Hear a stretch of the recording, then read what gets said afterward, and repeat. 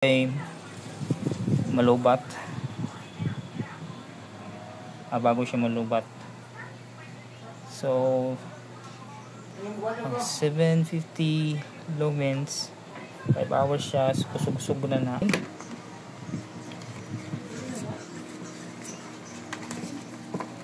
Okay. Sulit. I-test ito ni karon. Pakuwasan ko ako na.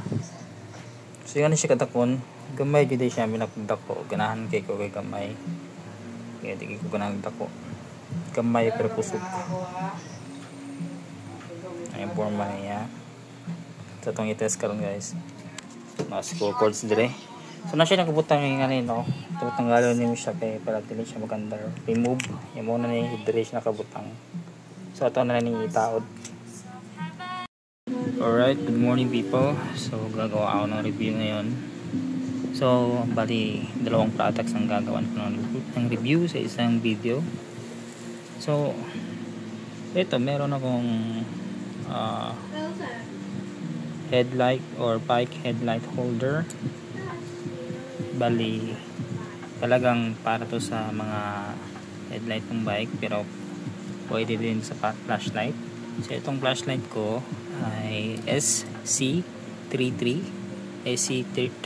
ng Sofirm. So ito siya. Ito. So mas maliit siya sa cellphone ko.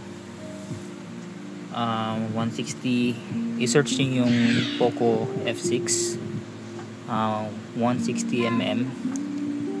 Tapos ito ay 133mm lamang. So mas maliit. So ganito siya kalaki. Okay?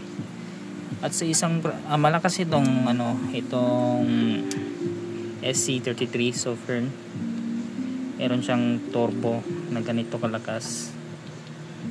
Ganito, masyadong malakas. So hindi ko siya gagamitin na naka-turbo or naka-high, medium lang. Kasi ang plano ko dito, gagamitin ko siya para sa bike ko. Kaya bumili ako ng bike headlight holder.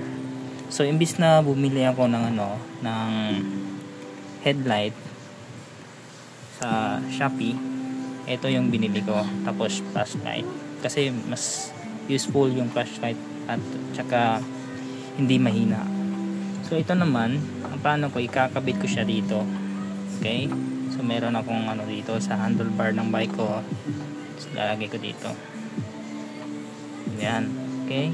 So earlier na-try ko siya, hindi naman siya nahuhulog, pero yung kapit niya dito hindi masyadong matibay dito sa harap. Kaya nilagyan ko siya ng goma. Ito. Galing to sa sa vape. So ipapasok ko siya diyan at lagay ko dito. Para mas safe, if may lantern yung flashlight mo, pwede mo din itong isabit sa handlebar ng bike mo. Okay? So talagang maganda siya. At I recommend na ito na yung bibilhin mo imbis na yung mga headlight ng bike, kasi madaming reklamo sa Shopee na mahina daw, madaling masira. At itong Sofirm, subok na flashlight ng mga products nila. Kaya I recommend na bibili kayo ng flashlight at saka bike headlight holder.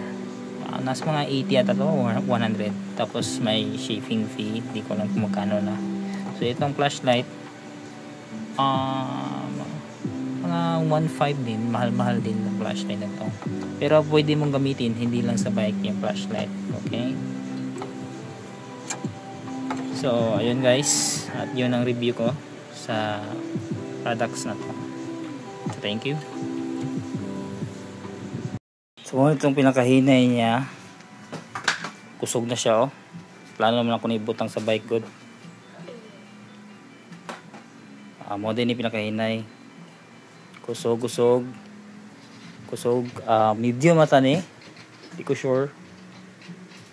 Or morning medium. Mo ni siya ang 5,200 lumens. So kusog kay siya.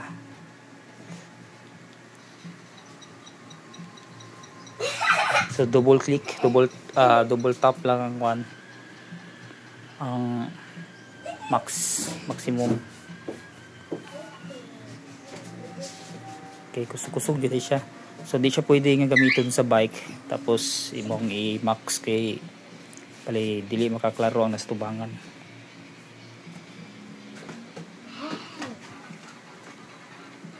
Okay, so ano na to,